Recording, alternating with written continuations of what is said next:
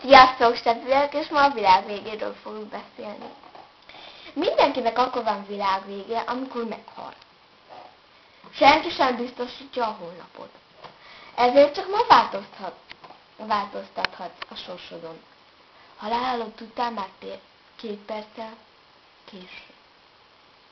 Ezért fogad el Jézust, mint megváltódat, hogy az örökké valóságban boldog lehess.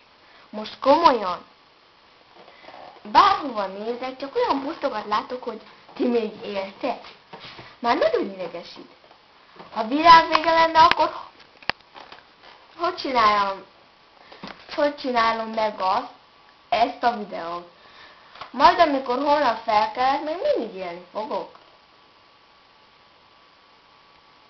Fejezze be már mindenki a világ végével. Minek kellett tegnap mindig kérni? Hogy holnap világ vége, ami időnk lejár, meg ilyesmiket. Az egy nagy hülyeség. Aki hisz benne, az avval marad. De már nagyon idegesítő. Aki elhiszi, tartsa meg magának. Nem kell kiposztolni, mert szerintem senkit sem érdekel. A mayák nem azt mondták, hogy vége a világnak. Nekik csak a naptáruknak van vége. Kész a naptárnak, veszünk egy másikat, és ott van a másik.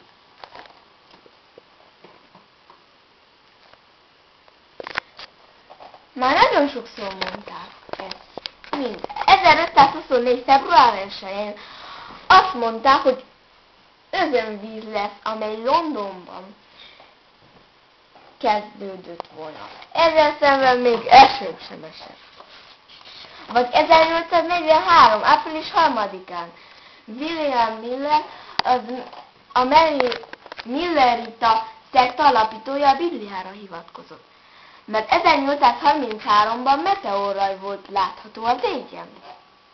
A hívők betújtak, de semmi más nem történt.